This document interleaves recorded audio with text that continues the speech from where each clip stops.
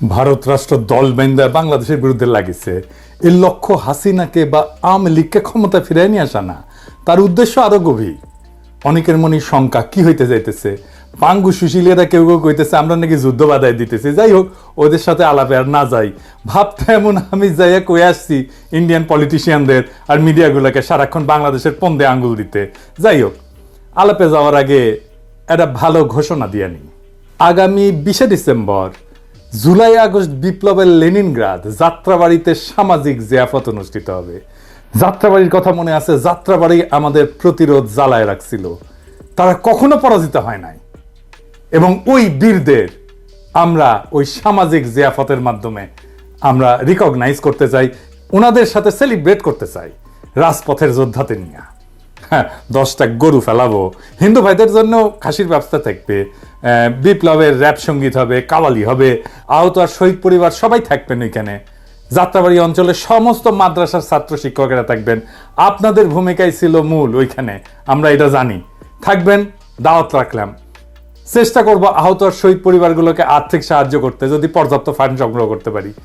10টা গরু কলে প্রথম দিনই ম্যানেজ হয়ে গেছে আলহামদুলিল্লাহ, বাকিগুলো ম্যানেজ হয়ে যাবে ইনশাল্লাহ।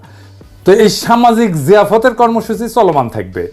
এক এক অঞ্চলে, যে সমস্ত অঞ্চলে প্রতিরোধ হয়েছে আমরা যাব এই সামাজিক জিয়াফতের কর্মসূচি নিয়ে। যেই সব জায়গায় প্রবল প্রতিরোধ যুদ্ধ হয়েছে সেই সব জায়গায় অগ্রাধিকার থাকবে। মুক্ত হস্তে সামাজিক জিয়াফত সফল করার জন্য দান করেন, চান্দা রেডি করেন। কেমনে দেবেন জানাই দিতেছি। যারা রান্না করতে পারবেন, গোস্ত কাটাকুটি করতে পারবেন, জব দিতে পারবেন, আগে থেকে যোগাযোগ করেন আমাদের টিমের সাথে। এখন কইবেন টিম কই? এই যে বাংলাদেশের জনগণ পেজ, এটা লাইক দিবেন। আর এই যে আবু মুস্তাফিজ শাপলু এডিটর সাহেব, শাপলুর প্রোফাইল থেকে দেখায় দেন পেজের পোস্টগুলা, তাহলে ওই যে ফেক পেজে যায়, ফেক প্রোফাইলে যায় আবার ল্যান্ড করবে না। যাই হোক, লাগে যোগাযোগ রাখবেন। এই সামাজিক জিয়াফতের মাঠের কমান্ডার হইতেছে আবু মুস্তাফিজ শাপলু। এইবার আসেন এই পশ্চিমবঙ্গের মিডিয়া নিয়ে। তার আগে এনে আলাপ কইরা নিয়ে যে এই যে পশ্চিমবঙ্গের মানুষ আসলে বাংলাদেশ সম্পর্কে কি ভাবে। আমরা এটা ভারতীয় পণ্য বয়কট আন্দোলনের সময় দেখেছিলাম, বাট একটু শুনেন। আচ্ছা, তাইলে এবার আমরা দেখি, তাই না, কেমন ভিখারিকে কে কাকে খাওয়ায়। এবার দেখি ওদের ব্যবসার অবস্থা কেমন। তো অবস্থা তো খুবই খারাপ, ঠিক আছে। যেটা আগে চলছিল এই এরিয়াটা আপনি মনে করেন মার্কো স্ট্রিট, সদর স্ট্রিট, আর আপনার যে এরিয়াটা আছে এই সবই বাংলাদেশি উপরে ডিপেন্ড করে। কিন্তু এখন আপনি দেখতে পাচ্ছেন এদিকে মানে হোটেলে দেখুন, তারপরে কাপড়ে যেটা দোকান আছে, খাবারের দোকান যেটা আছে, সবাই মানে একটু অবস্থা খারাপ আছে। এটা আপনার টোটালি মানে বাংলাদেশি উপরে ডিপেন্ড করছে, তাহলে একটু অবস্থা খারাপ আছে, এই জন্য বাংলাদেশি না আছে।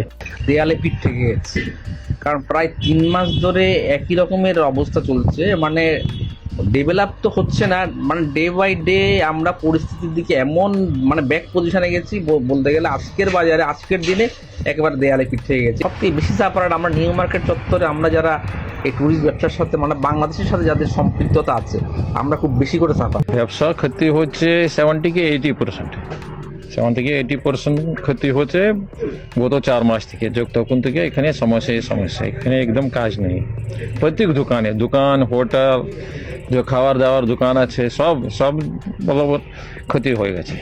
बांग्लादेश से आ रहा नहीं है तो थोड़ा हम लोग को परेशानी हो रहा है।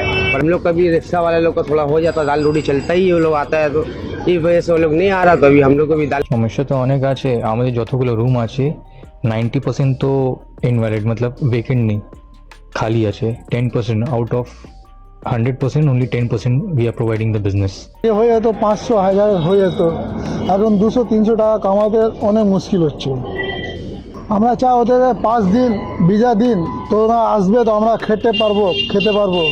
ওদের জন্য আমরা খেতে পারছি না। আর এটা দেখেন কি অবস্থা, ওদের হোটেলগুলোর অবস্থা কি সেটা দেখেন। কি অবস্থা এখানে? এখন ব্যবসা অনেক অবস্থা খারাপ। বাংলাদেশে ইন্ডিয়ানে এই যে ঝামেলা সৃষ্টি, এদের মধ্যে নিজেদের মধ্যে যদি কিছু মেনে নিতে পারতো অনেক ভালো হয়, সবারই একটা সুবিধা হয়। সবাই তো লস হচ্ছে, দুপক্ষ সরকারই তো লস, এই পক্ষ সরকার লস, ওই পক্ষ সরকার লস। তো এগুলোর মধ্যে নিজেদের মধ্যে ফাইসলা করলে সব থেকে ভালো। আমরা চাই এটা বাংলাদেশে বলছি এবং ইন্ডিয়ান সবাইকে বলছি যে নিজের মধ্যে সব মেনে নিতে পারে। এইটুকুনি বলবো, আর কি বলবো। এমনিতে ব্যবসা পজিশন খারাপ, খুব সবারই খারাপ। যার ভিসা বাকি আছে তেই আসছে, যার ভিসা নেই ওরা ভিসা পাচ্ছে না। এর জন্য আবার হোটেল এখানে maximum business Bangladeshi 190% business Bangladeshi জন্য চলছে। আমরা হোটেলগুলো আছে, রেস্টুরেন্ট আছে, ক্যাব আছে। ও না আসলে তো মার্কো স্ট্রিট ফাঁকা। মার্কো স্ট্রিট তো মোস্ট এক্সপেন্সিভ জায়গা। এই যে পুরো এরিয়ার মধ্যে হোটেল আছে, মেন রেস্টুরেন্ট আর হোটেল। তারপরে আমরা ক্যাব ড্রাইভার, ক্যাবের জন্য সমস্যা তো হবেই হবে। এই জন্য ব্যবসা চলছে না। না, ব্যবসা তো অটোমেটিকলি না আসলে কি করে চলবে? তো মানে মার্কেট স্ট্রিটের ব্যবসাও একদম বসে পুরো গেছে। ব্যবসা শেষ, পুরো শেষ। মার্কেট স্ট্রিটের যত ব্যবসা সব শেষ। হোটেল বলেন, ট্রাভেলস বলেন, এই রোডে চলার রাস্তার জায়গা পাওয়া যায় না। এখন দেখছেন পুরো ফাঁকা, মানে একটা লোক দেখা যাচ্ছে না। এর থেকে আরো বেলা হবে, দেখো এখন তো একটা দুটো বাস আছে, কিছু বাস আছে, লোক আছে, তারপরে তো আরো কিছু দেখা যাবে না। সন্ধ্যাবেলা একবার এসে দেখেন, মনে হচ্ছে একদম শুনশান, একদম মানে কবরস্থান হয়ে গেছে। তো বাংলাদেশ থেকে কত লোকজন আসছে তাও এখন? এখন মানে ধরে নিন 10%, মানে 10% যদি আসছে তো আসছে, তাও নাই। তাও যে মানে ভিসাগুলো বাজা আছে, মানে এই তো লাস্ট এই ডিসেম্বর মনে হচ্ছে সব শেষ হয়ে যাবে। ওই গিনা চুনা কিছু আছে। মানে এই পরিস্থিতি ঠিক না হলে আপনাদের খুব সমস্যা। এই সব ব্যবসা। খালি আমাদের নেই, আমাদের এই পুরো এরিয়া, পুরো মার্কেট, পুরো এরিয়া এখানে নিয়ে বড় বাজার, টোটাল এর মধ্যেই চলে। টোটাল ব্যবসা শেষ। জয় বাংলা হয়ে গেছে ওদের ব্যবসা। আমি ভারতীয় পণ্য বয়কট আন্দোলনের টাইমে পশ্চিমবঙ্গবাসীদের সতর্ক করেছিলাম। দেখেন, আমি পড়তেছি, পুরাটা না, শেষ অংশ আমি সময় লিখেছিলাম।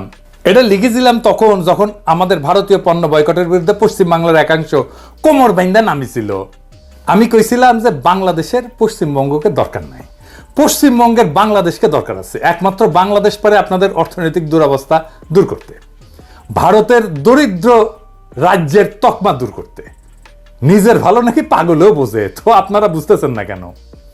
আমি তখন কইছিলাম, আমি কয়ে রাখলাম, কারণ ভবিষ্যৎ দেখবে আমরা অন্তত জনগণের সাথে বিবাদে জড়ানোর বিষয়ে সতর্ক ছিলাম। আমি আবারও বলতেছি, আমাদের থামাইতে পারবেন না, কোনোভাবে চেষ্টা করে থামাইতে পারবেন না, দমাইতে পারবেন না, বৃথা চেষ্টা কইরেন না। আর ঘৃণার চাষাবাদ করতে চাইলে স্বাগতম, ওইটাও আমাদের চাইতে ভালো পারবেন না। চয়েস আপনার, বাইসা নেন। একটা সুস্থ স্বাভাবিক নাগরিকের সাথে নাগরিকের সম্পর্ক, নাকি চিরস্থায়ী ঘৃণা আর শত্রুতার সম্পর্ক? আমাদেরকে কি দৃষ্টিতে দেখে আপনি দেখেন? আমরা নাকি ভিখারি? বেটা, তোদের পার ক্যাপিটা আয় কোন জায়গায় জানিস তোরা? যাই হোক, ভারত শোনে নাই আমার সেই সতর্কবার্তা, এখনো এই কাম চালায় যাইতেছে।